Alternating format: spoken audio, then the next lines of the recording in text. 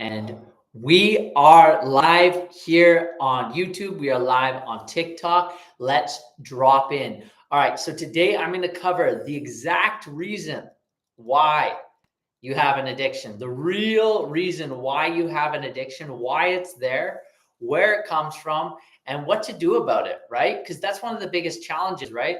One of the things is, and by the way, I'm not here. I think I should start this session today where I'm prefacing, I'm not here to condemn anyone about their addictions or having addictions, because these are very serious challenges that we face. And a lot of us don't exactly want to talk about it. We don't let that be known in public that we have an addiction. And basically, if you look at how our society is structured for addictions. Like, it's actually normal. By the way, something that we should consider, it's actually normal to have an addiction. Okay, that's normal. It's normal to have an addiction. And I want to ask you that right now, right? We're living in a society right now where that's normal. It's just normal to have an addiction. That's just something that we all talk about, right? That's just something that is normal to all of us. But is that actually normal? Right? Like, let's look at us as human beings. Is that our natural set point? Is our natural set point coping with reality? And I say this is because I've struggled and still struggle with addiction. Okay. So I'm on a mission to help people understand themselves at a deeper level so that they can have more joy, more freedom, more internal liberation, more peace, more happiness, have better relationships with their friends, have better relationships with their family, have better relationships with their partners or their significant other, and most importantly, have a better relationship with themselves. And that's kind of where we got to start, okay? So we got to start in the heart. So today we're going to be talking about the real reason you have an addiction. Okay, so this is what we're going to be talking about today. We're going to be talking about the real reason you have an addiction and what to do about that, right? Like, so what to do about if you actually have an addiction, right? Because this is really challenging. So the way this society is set up right now, if you look at our culture is designed for us to cope. And that's our natural set point right now. So if you have an addiction or you know someone that has an addiction, that's normal, okay? It's normal in our society right now to have addictions. And personally, for me, as someone that has struggled with addictions and overcome some of them and still working through some of them as well, I've kind of got them cleared out. So I've been 10 years sober from cocaine and alcohol and 5 years sober from everything else. And through that journey, I've learned a lot and I've understood a lot. And I want to help people also understand that part of themselves. And I do a lot of other things as well, but this is one of the main things that I know so intimately within myself. I haven't helped too many people through it because I've been quite quiet about my journey internally and understanding addictions. But now I want to kind of bring that out into public and I want to help more people understand this because I truly believe that all of us are spiritually gifted and we have these gifts. And unfortunately, what happens is because of our wiring, because of our upbringing, because how we've been brought into this world, we don't know how to actually actualize those gifts. And instead, we numb them down, generally speaking, and this is what I believe, is that the ones that have addictions are the true gifted human beings. They're the ones that have some amazing talents, but the challenge is they just don't know how to navigate that. They don't know how to navigate their internal world, and they've not been given an internal landscape. They've not had an inner standing, right? Not an understanding, an inner standing. And when you can have an inner standing, and we understand that key concept, right? We've all heard of this key concept, all right? So if you really want to understand the real reason why you have an addiction, there's a key concept that I want you to understand, okay? And that key concept is this.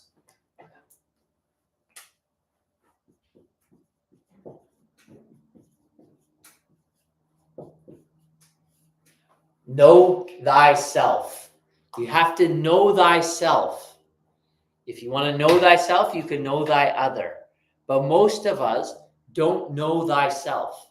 What do I mean by that? That means most of us aren't spending any time in our inner world. We give no experience. We're always out. The experience of reality is often where we put a lot outwards, okay? There's a lot of energy and a lot of awareness that we spend outwards. But I want you to consider right now, you have an outer world and an inner world, okay? So you have an inner world and you have an outer world, okay? Most of us are only aware of our outer world, okay? So what would be an example of our outer world? Right now, you watching me, you're in your outer world, using your eyes, your five senses. A lot of us are just in our five senses, right? But there's a phenomenon that happens, right? If you know thyself, and you start to understand thyself, you start to understand your inner world. And for a lot of us, we give no time to our inner world. We give zero time to our inner world. We are just operating in our outer world. But the challenge is, where all the addictions are coming from is in our inner world. Because our inner world is chaotic. And we have no time for that. And the reason we have no time for that is because we're giving no space to that.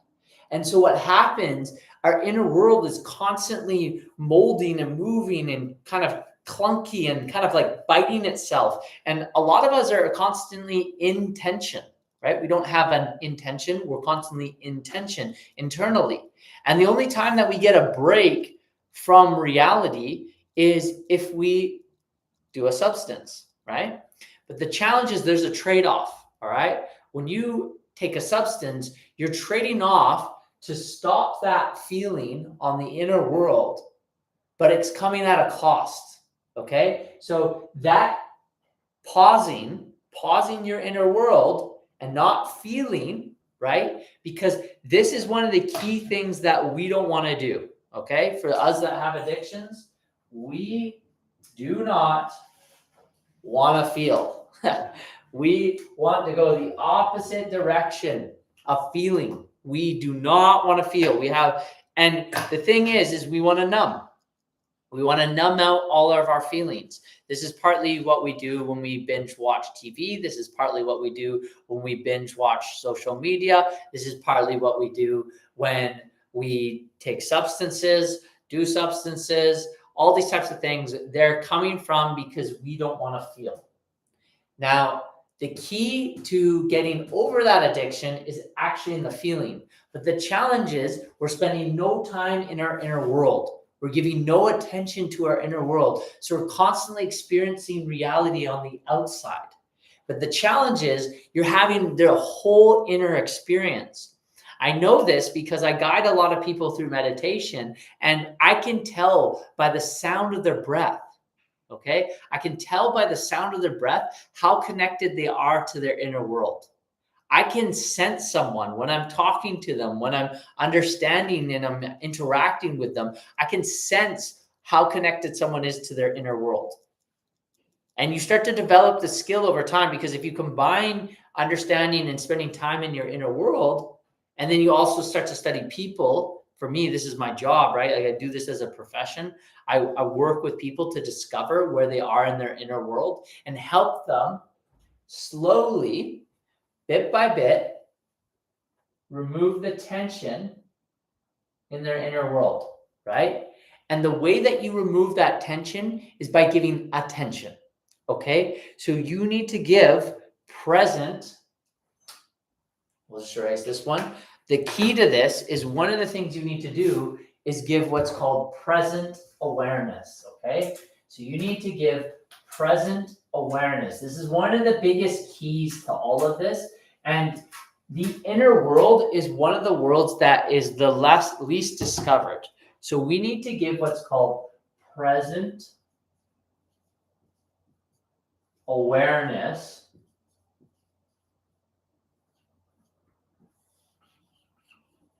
to our inner world. The challenge is our outer world right now is so loud. It's so loud on the outside world. And so what happens is there's all this frenetic energy on our inner world starts to zap and start to get clunky and start to get bitey. And then what starts to happen is that transfers up into our mind, and it generally starts within our mind. And so when you hear a lot of people say like, oh, I just want to turn my brain off, it's like, oh, so you want to not be here? You want to be dead? Like that's not really a solution, right? And so the challenge is people have a misnomer with meditation, right? They have a misnomer with what it's like to be present to your inner world. But when you can bring present awareness to your inner world, you start to develop an acute sensory awareness to feeling, okay? And your feelings are the language of the soul, okay? Your feelings allow you to understand currently what's going on inside yourself. It's the way that the body communicates to you, essentially. And when I say to you, I mean to your inner awareness, right? So this is where you start to develop what's called the observer effect, okay? So the observer effect is essentially you are here, right? Right? Like, let's say that's you, and you start to develop an awareness outside yourself. I draw waves like that because these waves are you becoming, it's kind of like an energetic field that you're becoming aware of yourself. You have the ability to essentially watch yourself outside of yourself. So now you can have almost like an inner dialogue go on within inside yourself. And you have the ability to basically what's called self-audit, all right? So having that awareness outside yourself, you have the ability to self-audit. Okay, and when you can self-audit, what starts to happen is you can what's called disassociate from your feelings. That means you're not always being overridden. Now, this is a practice, okay? This doesn't happen all the time, and this takes time to do this, okay? This is why it's called a practice. This is why you have a practice with your inner world. You have a practice with tuning into your feelings. And so what does that mean? Well, there's a ton of different kinds of feelings, right? So for example, some of the feelings that you have are connected to your body. So for example, let's say you're working out, you get an injury, and that injury starts to communicate to yourself. So the reason I touch here is because I currently have a feeling right here in this part of my body. I just came back about a month ago from a retreat where I was in what's called sacred boxing. And I got into a sacred boxing match, hurt my rib, and I hurt my shoulder. And my shoulder has been communicating to me, hey, we're sore, right? And so do you listen to that communication? That's the first kind of feeling communication, is a bodily communication. That means from like an injury. Now, if you want to understand this at a deeper level, these communication patterns come from, potentially, from the wisdom of Louise Hayes, is she talks about how the body holds different energies based upon our emotions, right? So shoulders, on the top part of the shoulders, if you have something with the shoulders, it means you're taking on responsibility, right? And different parts of the body are connected to different spiritual aspects of ourselves. And so when we have a hurt shoulder, that's communicated to something. So when I pressed on my shoulder and I was going deep into it, I immediately felt like, and by the way, you have a masculine side of your body, you have a feminine side. Now, this doesn't matter about your gender. So typically the right side of your body, how I understand it, is the masculine side, and the left side of your body is the feminine side, right? Because you have two hands. So we live in a world of duality. We live in a world of duality, and we have two sides to ourselves, right? So we have two hands, which represent the world of duality that we live in. And so this was on my feminine side, on my shoulder side, and I'm still discovering what that communication is. Another form of communication is emotions, right? So we have certain emotions that get communicated to us: laughter, joy, happiness, sadness, grief, all these situations that happen to us. And when they happen to us, we essentially get this form of communication. Now, the key to this is when you have these forms of communication, let's talk about another form. Let's say you walk into an environment that doesn't align to who you are. you're going to get certain communication in your body to be like, I don't know if I resonate with this place. Or let's talk about people, right? When you're around people and certain kind of people, you're going to align with, and you're going to get a good feeling, right? You're going to get a feeling of like, oh, there's alignment here. I'm going to start getting that feeling. Or you're around someone and you just don't align with them. You're like, hey, I don't align with them. I just get this feeling that comes up, and it's just something. By the way, for some of you that are like thinkers, this just might just be totally out the window for you right now when I'm talking about this. Because when you look at your Myers-Briggs, I'm an F. So you're either an F or a T. Some of you are thinkers, some of you are feelers. This is why I teach man to woman communication. Essentially what I do is I teach men how to feel at a basic level. This is one of the things. Women are natural feelers. So that's why when I speak this information, women just kind of pick this up quite quickly. Not to overgeneralize, but generally this is what I found with the clients that I work with. But for men, I got to teach them this stuff in a logical way. I got to teach them through their analytical mind how to build this inner awareness. So then once you start to develop and these inner awarenesses of these feelings, this is where you can do what's called a self-audit. And now when you self-audit, you have the ability to be aware of what you're going on inside yourself, have that internal regulation, and then observe yourself, okay? So for a lot of us, what starts to happen is the body will start communicating to us, right? So we'll start to experience some sort of feeling, all right? And let's talk about social anxiety. I think that's a really great one to talk about because it's an easy one to understand. Okay, so for example, you get into an environment, right? So say, for example, you're in a group environment, right? You walk into a venue and there's a bunch of people around. What's one of the first things you do when you go into that kind of venue? Well, you go and get a drink. Well, why do you go and get a drink? You ever thought about that? Why do you actually go and get a drink? Well, the reason I believe that you go and get a drink is because you're feeling too much. So you're having too much of a sensory overload. You've not learned how to position that inside yourself. You're getting too much stimulus on your nervous system. Your brain's firing and wiring. You're observing yourself. You're having all this sensory data happen inside yourself. You need to numb that down, right? And we often see this with men that want to go talk to women, right? Men that don't typically have the courage or the confidence to go talk to call it. That's why they call it liquid confidence, right? Because essentially what you're doing is you're numbing the feeling of anxiousness or nervousness, right? And your body's basically picking up. I like to call it your supercenter. I call this part of your body your supercenter. This is the area where a lot of communication actually happens, okay? In terms of feelings, right? So what we want to do, especially if we're talking about man to woman communication, is we want to find that natural set point. Or let's say you're communicating on a live like this, right? You want to be able to communicate from a grounded, centered place. Now, this is the exact same for a man or a woman. We ideally want to be able to speak from this natural set point and then allow the channel to come through us right through here and have a bit of a, like, this is where your authentic self essentially gets communicated. And then what starts to happen, if the flow starts happening, let's say you start having a communication with someone you resonate with, well, then what will start to happen is you'll start to have a connection.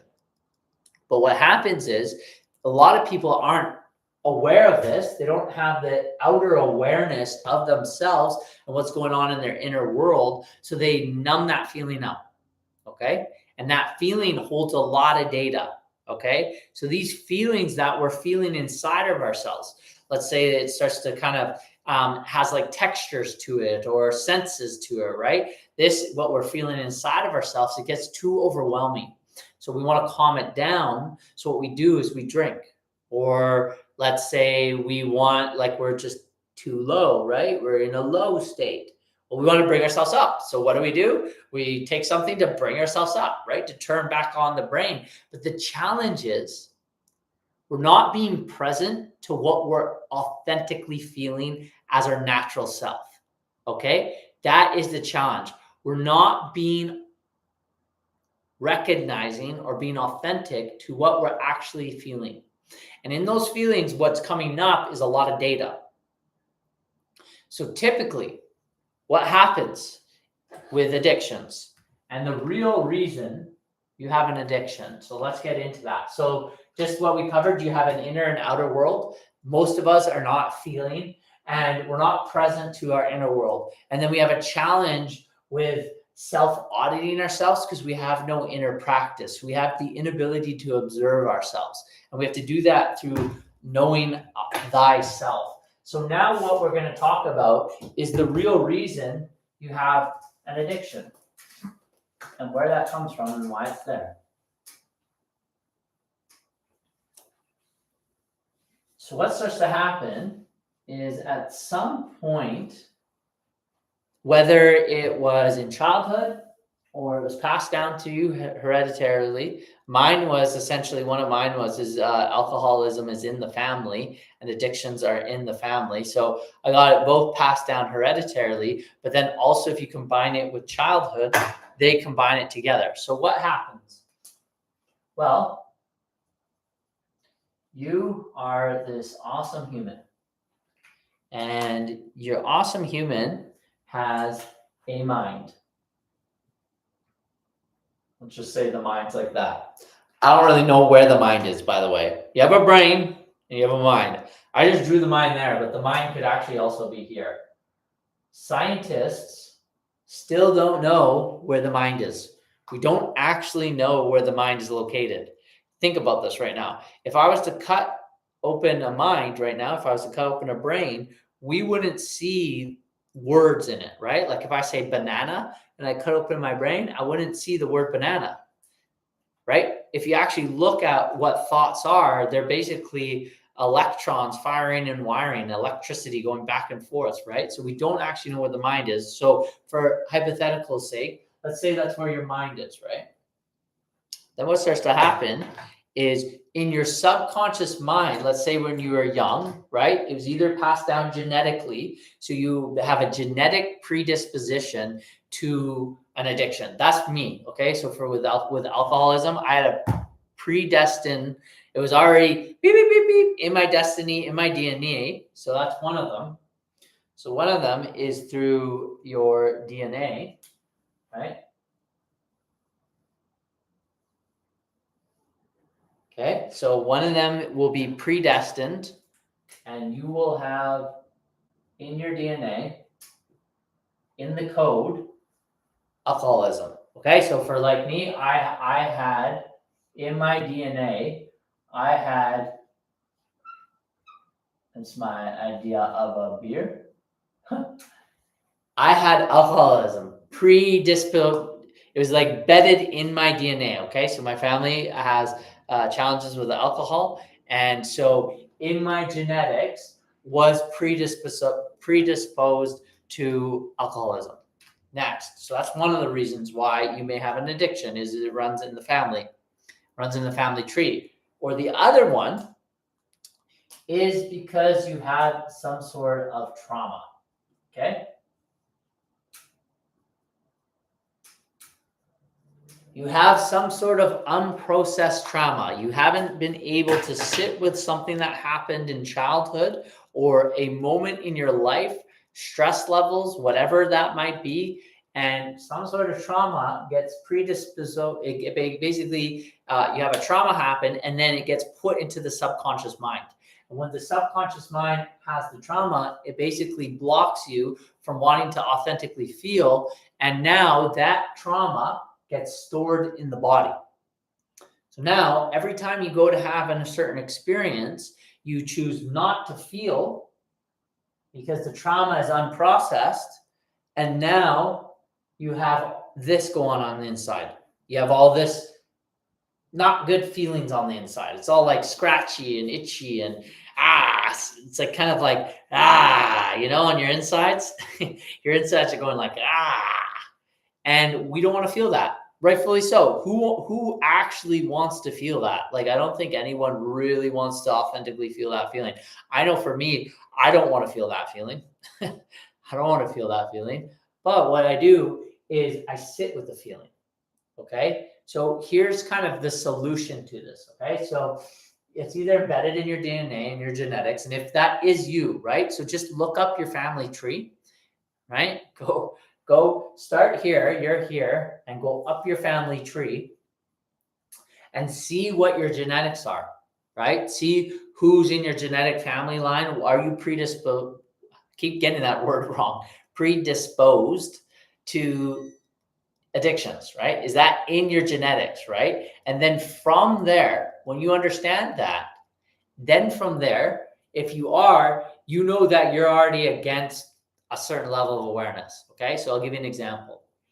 Alcoholism was embedded in my genetics. So I knew that I was up against a big one. Okay, it was quite difficult actually to overcome the essentially the addictions, and that was because essentially it was in our genetics.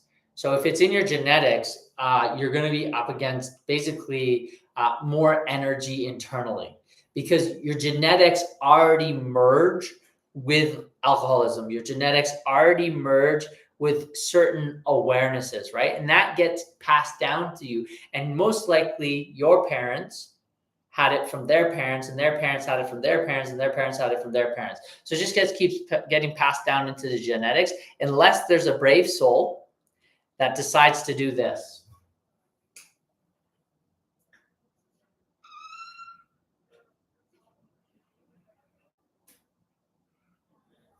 Unless there's a brave soul that decides to snip the genetics and it says, you know what, moving forward, I'm no longer going to pass this down into my genetic line, and I'm going to change the genetics of this. Okay. This is something that I'm going to do with conscious effort. And sometimes you just can't, right? Like if genetics are embedded in you, but what you can do is change your habits. Okay. So that's something that you have control over. Okay. No one is forcing you to put something in you, right? No one is forcing you. That's your choice, whether you're aware of it or not. Now it's up to you to decide whether or not that is something you want to do for yourself. But the fastest way to change your life is to change your environment. Okay. This is what Tony Robbins talks about. The fastest way to change your life is change your environment. So if you want to change your life, let's say, for example, like me, maybe don't go to locations or around people that can put me in that situation where I'm going to go drink, right? So that is how I changed the genetics of that. Next, if you grew up in an environment where people were around your addictions or whatever addiction you developed, then what you got to understand is, hey, where did that come from? What part of my life, what part of my childhood did I not really process? What strong feelings, which are basically memories, which are connected to what's called an engram. So these traumas are not really a memory. Okay, there's a difference between a memory and an engram. Okay, so what these actually are called engrams. And engrams are memories with a charge. They're essentially memories with a charge. And so when you have that memory get keyed in, essentially it's going to activate in your body, and then your body's going to have a visceral response, and now your body's going to control your mind, and now you're not in conscious control of your decisions. And this is why the habit keeps perpetuating, right? The habit just keeps perpetuating. And the challenge is the longer you have this habit for, the harder it's going to be to break. Think about it. It's like when like a tree grows into the ground and it gets stronger and bigger and higher. If that root gets wider and wider and wider, and the roots go deep, or sorry, the trunk gets wider and wider, and the roots get deeper and deeper, and it grows in, that's going to be more hardened into who you are. So ideally, hopefully, if you're before 35 watching this, then you still have a little bit of a chance to switch this. But generally speaking, it's before 25.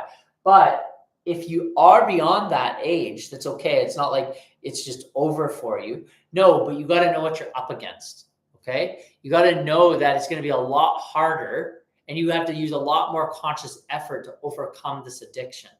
And ideally, if you are trying to overcome this addiction, ideally you have support. So in simple terms, the real reason you have an addiction is either it's genetics or it's been given to you from childhood, from most likely an unprocessed trauma. And because you have that trauma inside of you, you've not processed it, it's got a lot of data in you. And whenever you have a situation occur, let's say, for example, social anxiety at a club, you've anchored, okay, now I need a drink.